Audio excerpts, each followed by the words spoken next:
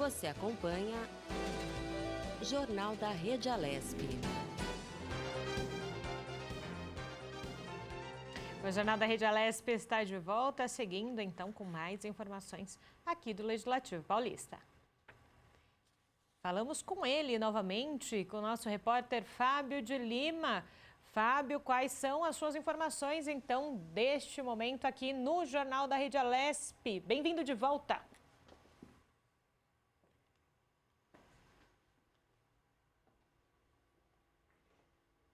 Fábio, eu não consigo te ouvir. Abre o seu mic pra gente, por favor. A gente já escuta o Fábio de Lima trazendo as informações atualizadas. Agora você me ouve, né, Júlia? Agora eu te ouço, Fábio. Todos que estão em casa também te ouvem. Júlia, a informação que eu trago agora é a seguinte. Tem um projeto de lei de número 262 do deputado professor Kenny, do Progressistas, que está em trâmite aí na Lesp. E me chama bastante a atenção esse projeto, viu, Júlia? A fiação elétrica, cabos de cobre, não apenas em propriedades públicas das cidades brasileiras, mas até nas propriedades privadas, são algumas das coisas mais roubadas aqui no Brasil. Então, esse PL 262, ele visa dificultar a receptação e comercialização desse tipo de material no estado de São Paulo, Júlia. A propositura estabelece o seguinte, que as atividades de compra, venda ou troca de itens à base de metal nos ferros velhos só ocorram mediante o preenchimento de um cadastro. Hoje em dia, Júlia, agora, se eu for num ferro velho com uma tampa de bueiro, muito provavelmente ninguém vai perguntar para mim o que eu estou fazendo com uma tampa de bueiro. Eu simplesmente vou fazer uma negociação lá e vou vender. Existem os ferros velhos que trabalham direitinho, que não aceitam nem comprar esse tipo de produto? Claro que existem. Mas, de uma forma geral, não existe uma legislação para isso. Então eu chego com uma tampa de bueiro, ou chego com cabos, né, daqueles de cobre, né? E eu chego num ferro velho e eu vendo isso, sendo que é sabido que aquilo dali eu não encontrei na rua, que aquilo dali eu arranquei de algum lugar, eu tirei de algum lugar, eu furtei de algum lugar. Então, se aprovado esse PL, haverá um cadastro onde serão preenchidas as identificações minhas, né, de quem estou vendendo ali a tampa de bueiro, por exemplo, e também informações do dono do ferro velho que está comprando a tampa de bueiro de mim.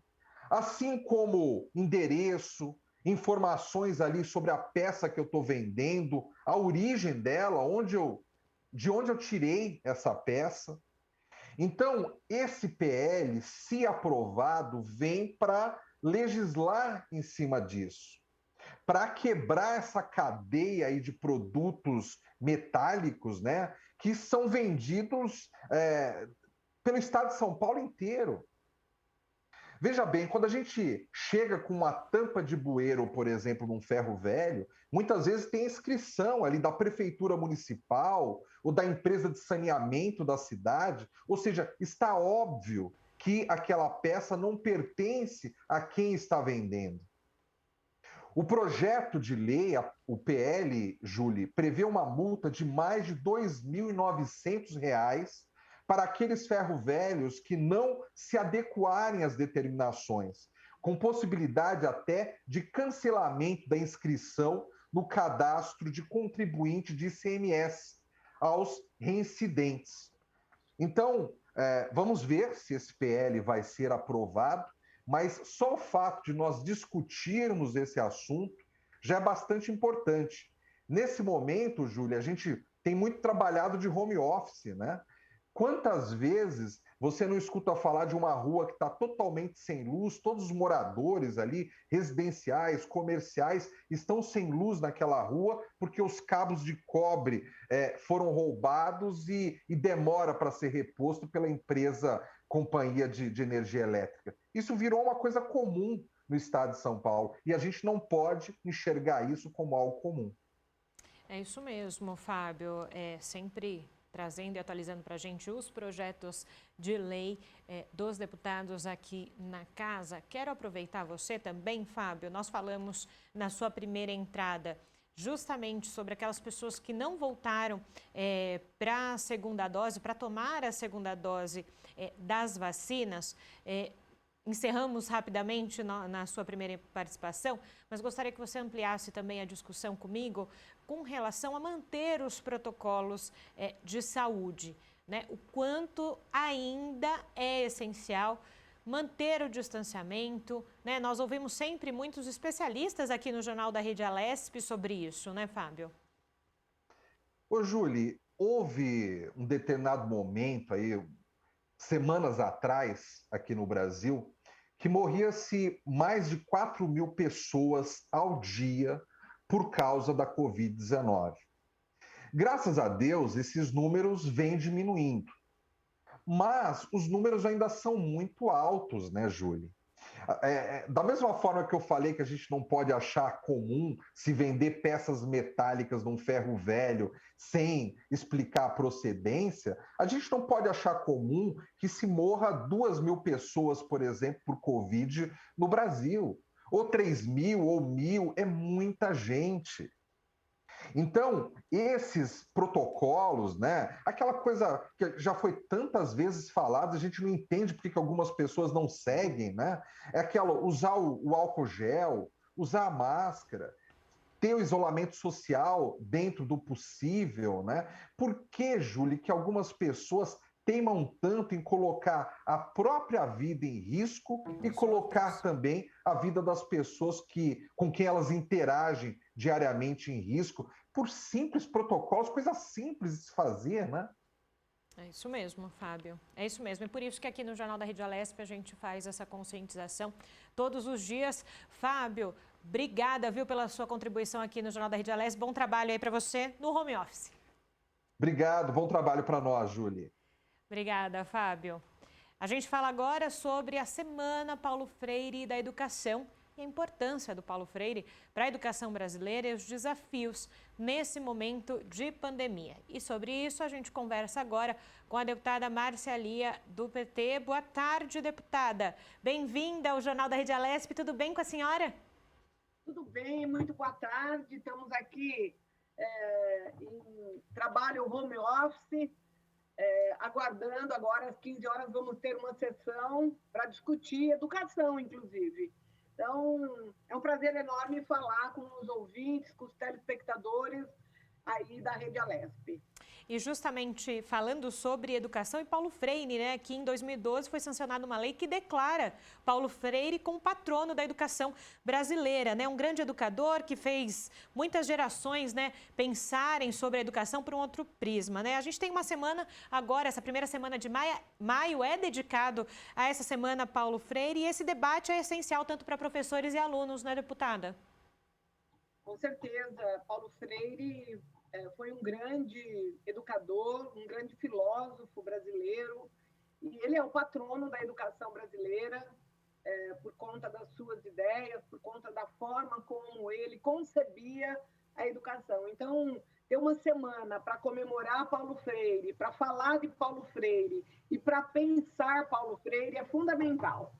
Ainda mais, não é, deputada, nesse momento em que nós estamos vivendo de pandemia e o quanto a pandemia tem impactado o mundo da educação, a gente sempre fala disso, e duas teorias do Paulo Freire justamente são bem atuais, né? Sobre esse modelo bancário de educação e a cultura do silêncio. Como manter, então, esse aluno um ser pensante por toda a sua vida acadêmica?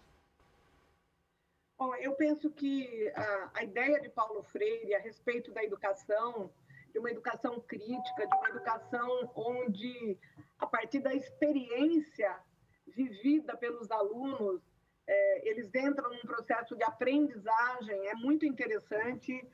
Paulo Freire, ele representa uma educação inovadora, e eu penso que nesse momento, no Brasil, em que a gente tem uma educação sendo sucateada, onde a gente vive um momento de muitas dificuldades na educação por conta, inclusive, da pandemia, que não tem hora para acabar, né?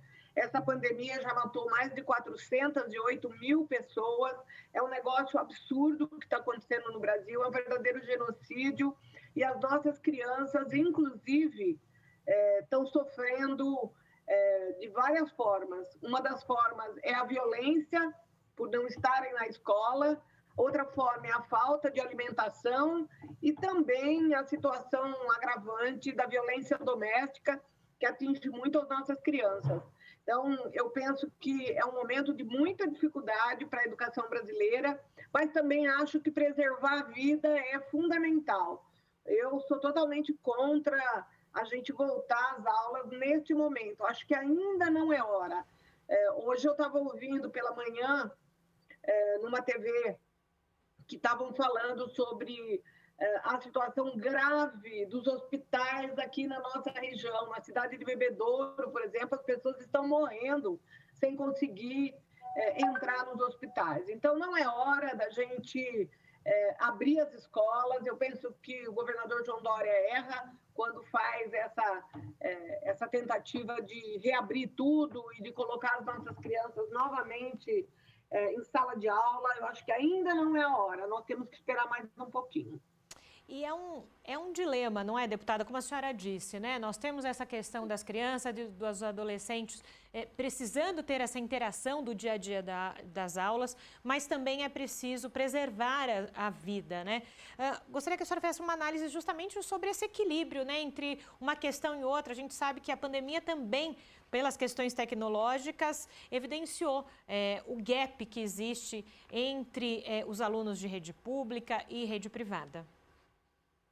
Olha, o que eu acho? Eu acho que a educação pública de São Paulo, que é o maior estado, o estado mais rico da nação, o estado que tem todas as condições de pegar recursos do Fundeb, entregar um microcomputador para cada criança, deveria ter feito isso, deveria ter disponibilizado Wi-Fi gratuito para as crianças nos bairros periféricos. Não é algo impossível para o estado de São Paulo, mas, infelizmente, a prioridade não é investimento em educação. E aí a gente vê a situação que a gente está vendo, né? Dos nossos professores desesperados por conta de saberem dessa realidade, dessa dicotomia que nós temos entre salvar a vida e tirar as crianças de dentro de casa e retorná-las para a escola.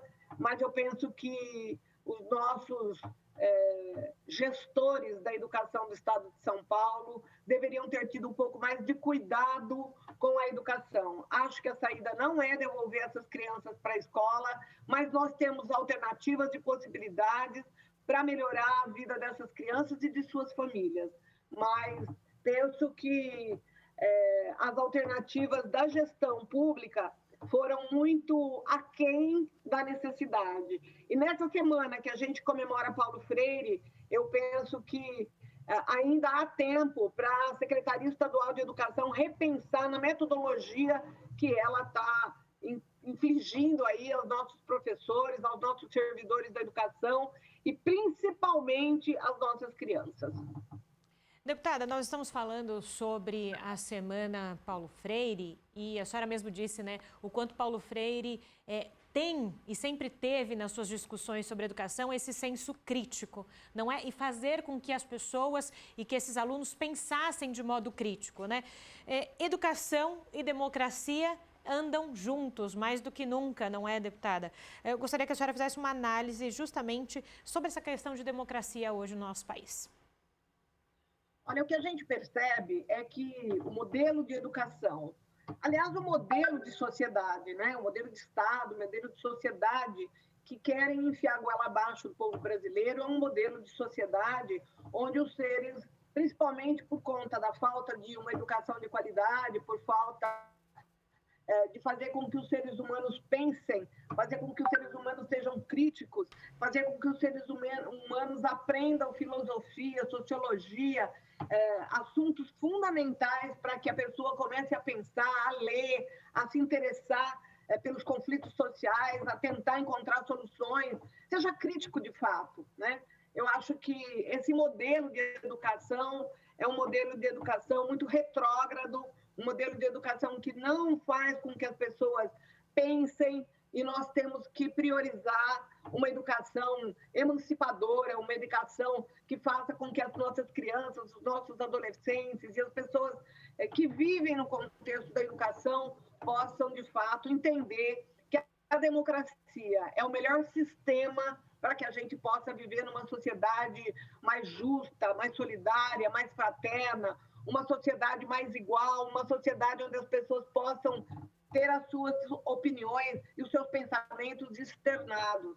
Aliás, a Constituição Federal de 88 garante isso, mas nós vivemos tempos de ódio, tempos em que as pessoas não podem manifestar suas opiniões. Olha o que fizeram com o Rodrigo Pilha, né? Aquele jornalista que foi torturado, que foi espancado, que passou por uma situação extremamente difícil por conta desse momento, da falta de democracia e também do que estão fazendo com a soberania desse país. Então, nós estamos resistindo, estamos na luta, estamos enfrentando a partir da Assembleia Legislativa. O nosso mandato entende que a educação é prioridade e que lutarmos pela democracia significa lutarmos por um país melhor, por um país mais justo, mais humano e mais solidário. Então, é isso. Educação é fundamental e temos que fazer com que os nossos seres humanos, as nossas crianças, sejam seres pensantes, seres críticos, como pretendia e como ensinou o nosso Paulo Freire, que é o patrono da educação.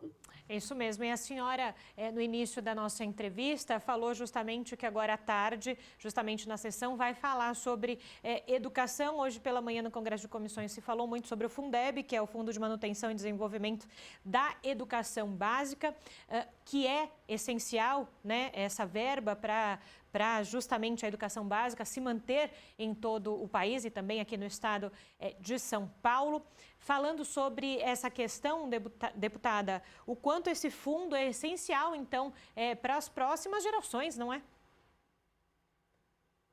Com certeza, o Fundeb é algo extremamente importante para a educação. Infelizmente, né, nós tivemos com o governo federal, quando depuseram a presidenta Dilma, nós tivemos uma mudança na legislação dos royalties do petróleo, quando 75% daqueles royalties iriam para a educação pública e 25% para a saúde pública. Nós estamos vendo quão difícil é um Brasil com poucos investimentos na saúde, olha quantas pessoas morreram, e também nós estamos vendo o quão difícil é para a educação, neste momento de pandemia, não poder ofertar, né? Na verdade, a minha opinião é falta de gestão, não poder ofertar ou não ofertar um computador, um microcomputador para cada criança que está inserida no ensino público do estado de São Paulo. Nós temos recursos do Fundeb para isso, poderíamos fazê-lo e não o fazemos porque não há compromisso,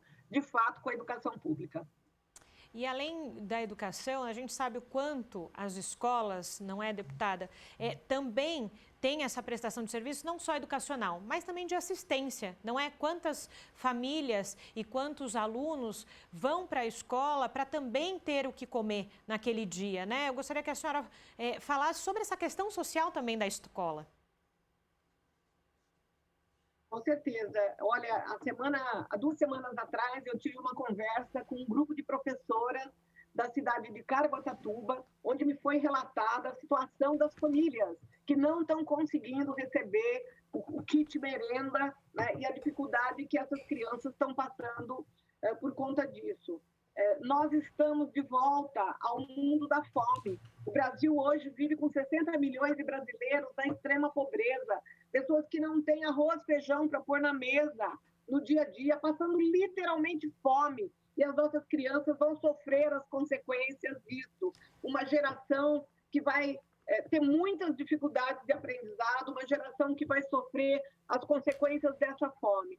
Portanto, a escola ela tem sim que se preparar e que organizar a entrega dessa merenda, porque o dinheiro do Fundo Nacional de Merenda Escolar, o FEM, Fundo Nacional de Desenvolvimento da Educação, tem recursos para isso. E esses recursos têm que ser direcionados para as nossas crianças não passarem fome. Infelizmente, alguns municípios não têm cumprido a obrigação. Então, nós estamos fazendo esse debate, conversando muito sobre isso, fizemos audiências públicas sobre a importância do Programa Nacional de Alimentação Escolar, o PNAE, enfim, sobre tudo aquilo que diz respeito à educação. Agora há pouco eu disse PNDE quando eu deveria ter dito PNAE, Programa Nacional de Alimentação Escolar. Então, eu estou corrigindo a minha fala.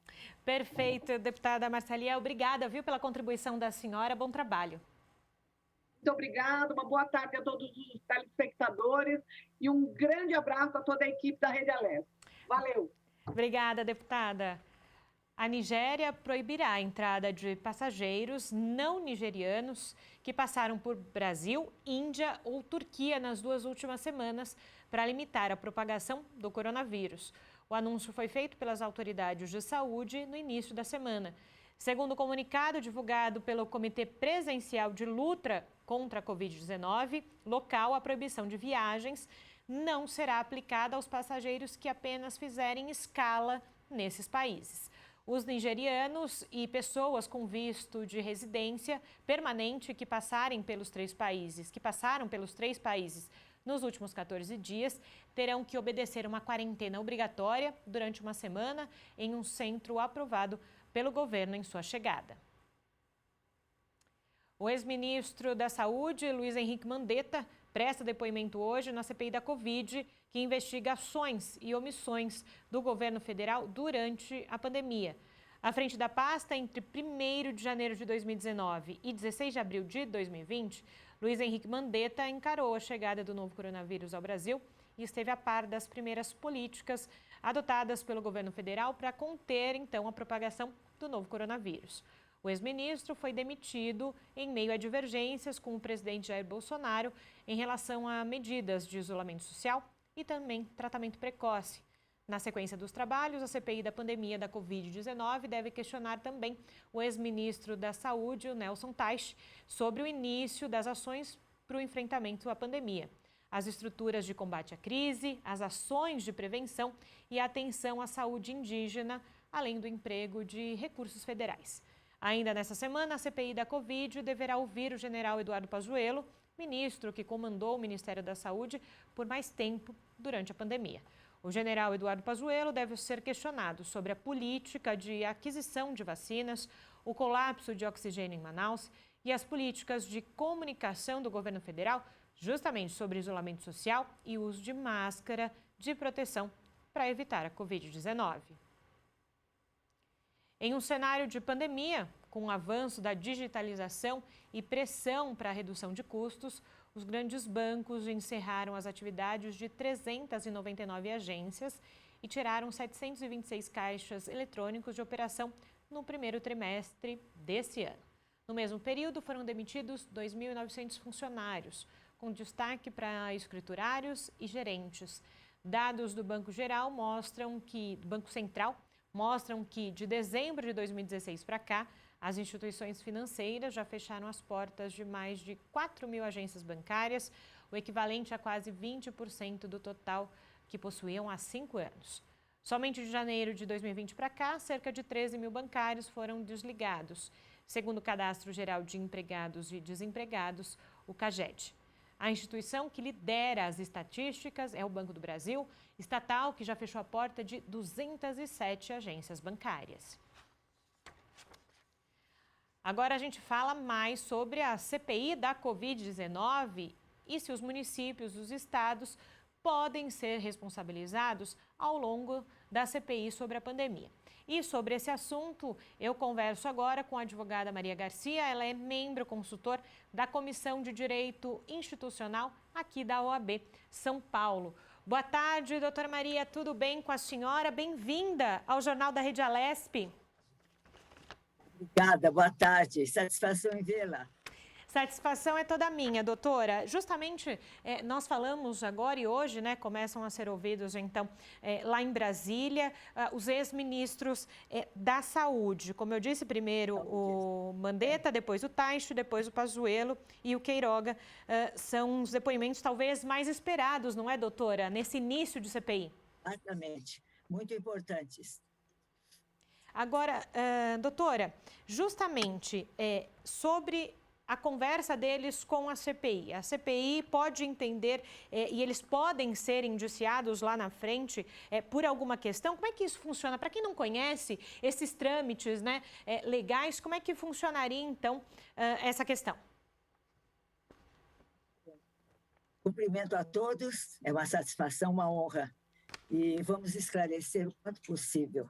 A Comissão Parlamentar de Inquérito é uma comissão de investigação. Ela recebe um pedido, até um cidadão pode fazer um pedido ao Congresso Nacional para que seja investigado determinado fato. Então, ela tem poderes de investigação, não de julgamento. Ela vai dar um parecer, vai dar uma opinião. Então, ela tem poderes de investigação, de apuração de fato determinado, tem de haver um fato já determinado, ainda que durante o trâmite surjam novos fatos, mas ela só começa com um fato determinado. E prazo certo também. Ela tem poderes próprios de autoridades judiciais. Podem pedir o comparecimento de qualquer pessoa, pedir, requerer documentos, certidões, pareceres, enfim, poderes de investigação judicial, como um juiz pode fazer, para que a sua ação tenha uma amplitude para apuração de fato determinado. Não é pré-julgamento e nem omissão. Ela não pode se omitir sobre alguém que traga algum fato, algum nome e deixar de considerar essa circunstância. Então, o que vai acontecer? Ela pode dar parecer, dar opinião de três fatos. Primeiro, ela pode apurar que houve responsabilidade civil ou criminal do ou dos infratores. Portanto, uma testemunha que venha depor e se descubra a respeito dela qualquer vínculo com o fato determinado que está sendo investigado, a comissão tem o dever de apontar. Apontar a quem? Ao Ministério Público. Quem vai definir se haverá ou não indiciamento e processo criminal será o Ministério Público. Quem é o Ministério Público? É um representante nosso, da sociedade, que tem o dever de investigar fatos que digam respeito à sociedade como tal. Segunda questão, pode apurar a existência de um crime de responsabilidade, envolvendo, portanto, a autoridade que está sendo investigada. Certo. E aí poderá ocorrer o impeachment, poderá opinar pelo impeachment, que é outro caso, outro processo, e com outros membros que sejam responsáveis. Uma terceira hipótese, crimes comuns que sejam apurados, desvio de materiais, propinas, coisas comuns. Então, a comissão dará sua opinião encaminhando o caso ao Procurador-Geral da República. E o procurador, então, poderá abrir um inquérito para mais apurações do fato. Ele acha que aquelas apurações são insuficientes, ele pode fazer mais apurações ainda, ou então ele já faz a denúncia daquela autoridade por crime comum e encaminha ao Supremo Tribunal Federal. Portanto, há 3 direcionamentos possíveis com o parecer da Comissão CPI, Comissão Parlamentar de Inquérito. Então, dirigir-se ao Ministério Público, fato civil, responsabilidade civil criminal, existência de crime de responsabilidade, impeachment, ou então caminhar ao Procurador-Geral da República para outras indagações e para encaminhar a denúncia ao Supremo Tribunal Federal. Doutora, então essa questão também se enquadra, por exemplo, prefeitos e governadores que possam ser convocados justamente para a CPI. Eu falava agora há pouco justamente que a CPI também vai querer ouvir muita gente com relação ao colapso que o próprio Amazonas sofreu, não é?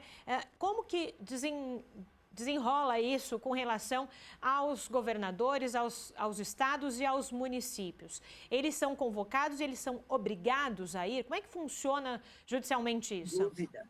O comparecimento é obrigatório. Nenhuma autoridade se exime. Ministros de estado, governadores, por quê? A comissão está apurando simplesmente o fato da pessoa ser chamada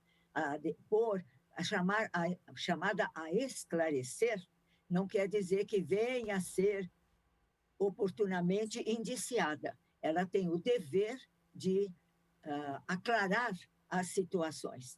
Então, na verdade, o Congresso Nacional, a Câmara, representa nós, do povo, que elegemos os deputados federais, e o Senado representa os estados. Nós somos uma federação.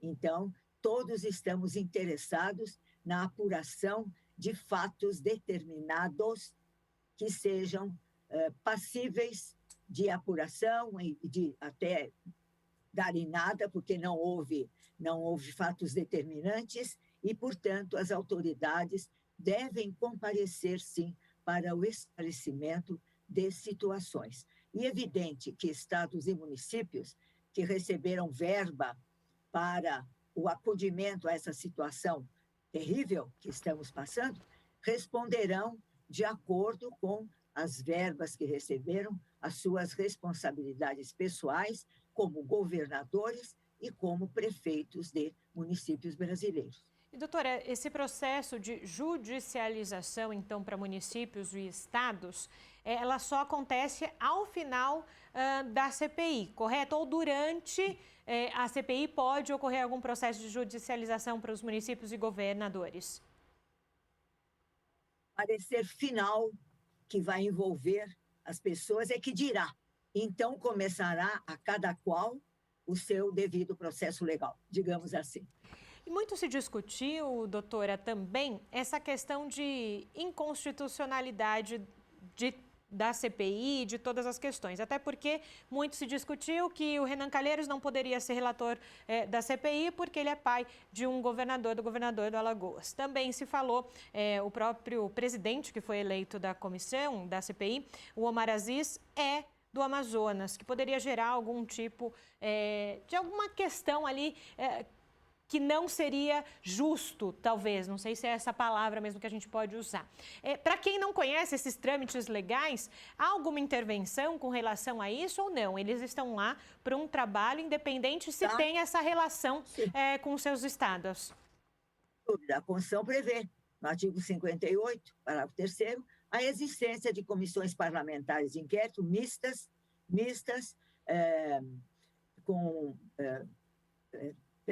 temporárias ou não, esta é temporária, existem as comissões permanentes, temporárias ou não. A questão é prestação de contas.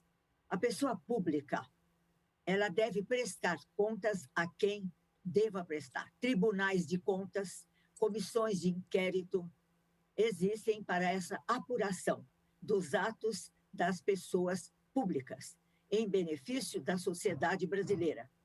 Estão nos representando.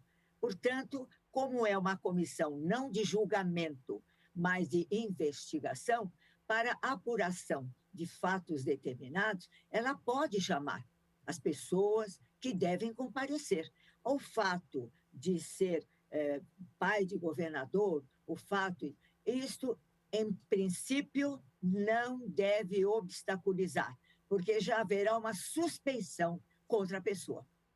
A nossa crença constitucional é de que a pessoa que ocupa um cargo público responde por esse cargo e não tem de fazer questão de família, de amigos, apenas do interesse nacional. Essa é a presunção constitucional. De maneira que, por questões de preparo, questões, enfim, quem escolheu o relator é o presidente da comissão, o senador Osís, não podemos entrar, ao meu ver, sob pena de estarmos lançando já uma suspeição sobre a pessoa. Isso é muito típico brasileiro. Depois, verificando-se a atitude, verificando-se a condução do caso da investigação, é que poderá ser atacada a comissão, se visualizar que houve realmente algum deslize.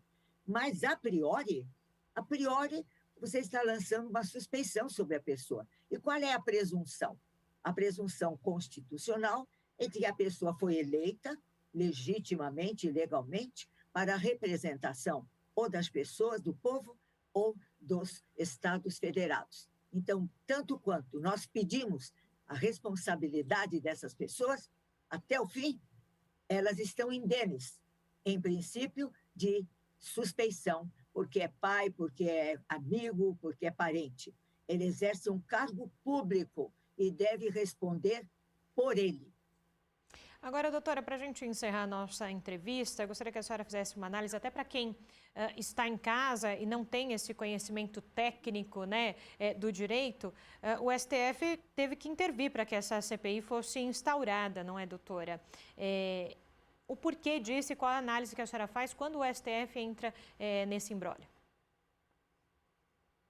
O princípio da separação dos poderes, que está no artigo 2º da nossa Constituição, diz que eles são independentes e harmônicos entre si. Cada um tem a sua tarefa, legislativo, executivo, judiciário. Tarefas previstas na Constituição. E todos devem agir em função daquilo que eu disse antes, do interesse nacional. O que é interesse nacional? É aquele que sobreleva a todos os interesses. Sobreleva. São os interesses da sociedade brasileira, dos brasileiros, do Brasil. Interesse nacional. Sim. Então, o nosso interesse é que se apurem esses fatos. Portanto, vamos em frente. Inclusive, porque nós temos já uma tradição, é uma CPI, diga-se também de passagem, que essa é uma CPI histórica, porque ela está trazendo assuntos que realmente têm muito a ver com a pandemia e com a tradição brasileira, até um artigo do Estado de São Paulo, do dia 28 de abril, que diz que a tradição brasileira no exterior, verificada por comissões de saúde da Universidade de Michigan, da Fundação Getúlio Vargas, da Global Health Security Index, enfim, está tudo aqui no Estado do dia 28 de abril. É um artigo do jornal. A tradição brasileira no exterior é de que nós somos perfeitamente capazes de enfrentar emergências de saúde pública. Já demos essa testemunha. Nós somos perfeitamente capazes. Temos órgãos e pessoas capazes de enfrentar. E agora, com a pandemia, deu-se exatamente o contrário. Houve falha em muitos pontos importantes. Por exemplo, a compra de vacinas a tempo e hora. Por exemplo, a quantidade a tempo e hora. O acudimento em Manaus, de uma questão terrível. Nós estamos aqui com 390 mil mortes por Covid até abril passado. 390 mil mortes por Covid. A comissão está recebendo, inclusive, é bom saber, mais de 170 requerimentos à CPI dos congressistas, sim, das pessoas, dos representantes da Câmara e do Senado, pedindo providências, pedindo investigações. Então, é o povo pedindo a prestação de contas, que deve ser feito ao Tribunal de Contas, ao Ministério Público Federal, todos. Neste momento, os repasses, por exemplo, a estados e municípios, estão sendo objeto de 20 ações da Polícia Federal. Os repasses, da exatidão, sim, dos repasses, do bom uso dos repasses, já estão sendo objeto de 80 ações da Polícia Federal.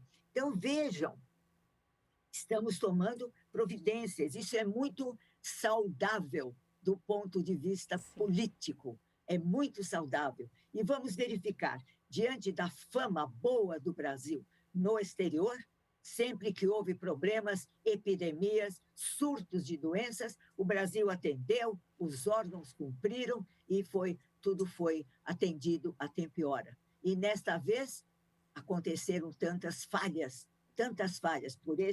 por aquele, é o que vai ser apurado agora. Perfeito. Estamos com um número enorme de mortos e diariamente a notícia pelas televisões, pelos jornais, de número de mortos por Covid-19, por vários motivos. Falta de material, falta disto, falta daquilo. Por quê? O que aconteceu? É exatamente a finalidade da Comissão Parlamentar de Inquérito. Está em nome do povo brasileiro. Deve exercer suas funções de investigação dentro da sua competência plena e prevista na Constituição. Poderes de autoridades judiciais. Apurar documentos, pessoas. Então, realmente se justifica. Sim. Esta é a opinião e a notícia que eu queria trazer para vocês, já que muitos sabem, o Brasil é exemplo internacional de acudimento a pandemias, a endemias. E agora houve várias falhas. Por quê? Onde? É isso que deve ser apurado. Vou repetir, sem pré-julgamentos e sem nenhuma omissão. Perfeito, doutora Maria Garcia. Obrigada pela sua contribuição hoje aqui na Rede Alesp. Bom dia para a senhora. Obrigada a você. Cuide-se bem e até outra vez. Muito grata pela atenção. Obrigada, doutora. O deputado Alex de Madureira, do PSD, fez uma visita no Paço Municipal da cidade de Iracemápolis, com autoridades locais para falarem sobre as principais demandas do município. Na ocasião, ele anunciou que vai destinar uma emenda parlamentar no valor de R$350 mil para a construção de um campo society. Com essa medida, a Coordenadoria de Esportes poderá ampliar para mais crianças da cidade o acesso à prática esportiva. As autoridades da cidade entregaram ao deputado informações relevantes para a execução desse projeto. O parlamentar se comprometeu em acompanhar a tramitação e a conclusão desse projeto.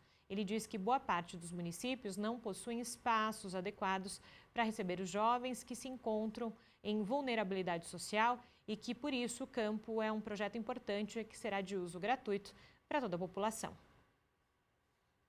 Após mais de um ano do início da pandemia do novo coronavírus, algumas impressões iniciais sobre a Covid se mostraram equivocadas. Entre elas, a de que a doença só atingia pessoas idosas e com doenças crônicas e que as crianças e adolescentes estariam imunes. À medida que os mais jovens foram se expondo ao vírus, eles também começaram a se contaminar e desenvolver formas mais graves e fatais da doença. Desde o começo da pandemia de Covid-19 no Brasil, em março de 2020, mais de 1.000 crianças e adolescentes já morreram em decorrência da doença no país, de acordo com a Sociedade Brasileira de Pediatria e também do Ministério da Saúde. Vamos agora com mais uma entrevista. A gente fala sobre o projeto de lei 32 de 2021, que institui o auxílio emergencial aos portadores de sequelas da Covid-19. O projeto autoriza o Poder Executivo a conceder auxílio emergencial aos portadores de sequelas decorrentes da contaminação pelo novo coronavírus. E sobre esse assunto, a gente conversa agora com o deputado Dirceu Dalben, do PL. Deputado, bem-vindo novamente ao Jornal da Rede Alesp. Tudo bem com o senhor? Boa tarde a todos os amigos, colegas da Rede Alesp, Jornal da Rede Alesp. Sempre é uma honra, um prazer, uma satisfação participar do programa e poder conversar com nossos amigos, seus amigos, nossos amigos telespectadores. Deputado, então, justamente o senhor protocolou esse projeto de lei e o que a proposta determina, até para quem nos assiste neste momento entenda. O objetivo desse projeto, Julie, é autorizar o governo do estado a conceder um auxílio emergencial àquelas pessoas que sofreram a contaminação pelo Covid-19 e estão tendo problemas na recuperação. Algumas pessoas passam pela infecção, pelo vírus, pela doença, de uma forma tranquila, não sente nenhuma sequela, nenhum efeito nocivo. Mas uma grande parte da população sofre as consequências da doença e após a doença, principalmente profissionais liberais que ficam impossibilitados de trabalhar, pessoas sem condições de ganhar o dia a dia, o seu ganha-pão. Então, o meu objetivo nesse projeto é conceder um auxílio emergencial, autorizando o governo do Estado a socorrer essas pessoas que, nesse momento difícil da pandemia e infectados e com sequela, não conseguem ter o sustento do dia a dia para se manterem. E justamente quais são os critérios, então, deputado, para que esse paciente tenha o direito a esse auxílio? O artigo 2 do projeto ele é bem específico, Júlia, bem claro. A pessoa tem que comprovar a residência numa unidade da federação aqui do Paulista, né? Algum município paulista, e tem que apresentar um comprovante médico em que atesta que ela passou pela doença e está com sequelas e impossibilitada de ter o labor, ao livre acesso ao trabalho para poder sustentar. E também as receitas, os medicamentos e uma comprovação que não tenha uma renda que possa garantir-lhe o sustento. Não tenha uma casa alugada, não tenha algum bem, tenha condições de se manter. Então, o projeto é um projeto bem enxuto, de poucos artigos, mas de uma forma bem clara e lúcida, onde determina as regras para a concessão desse auxílio. E também, deputado, o laudo médico, né, dessas sequelas, dessas consequências, só ele será suficiente para essa comprovação? Ou então é necessário esse paciente ir ao INSS, pedir uma perícia médica? Como é que vai funcionar essa questão burocrática? Justamente para evitar essa grande burocracia de uma perícia do INSS, de recorrer a outros meios, o projeto é bem claro. Basta a avaliação médica do profissional médico que o consultou. No artigo 2 já deixa bem claro isso. A pessoa tendo laudo médico já é suficiente. Não há necessidade de nenhuma perícia do INSS ou de outro órgão necessário. Apenas o laudo médico que comprove que o paciente foi infectado, sofreu a doença e que está tratando as sequelas da infecção. E para esse auxílio, deputado, já há um valor previsto ou depende, será de caso a caso a análise? Como é que vai funcionar? Muito bem lembrado, Julie. O projeto já prevê um valor mínimo, que é o salário mínimo paulista, que é uma variação aí de R$ 1.215 a R$ 1.391. E também prevê um espaço de tempo para receber esse benefício, que é 3 meses, 90 dias, prorrogável por igual período. Ou seja, é um auxílio emergencial mesmo para socorrer no momento de sufoco essas pessoas que ficaram com sequela do Covid-19.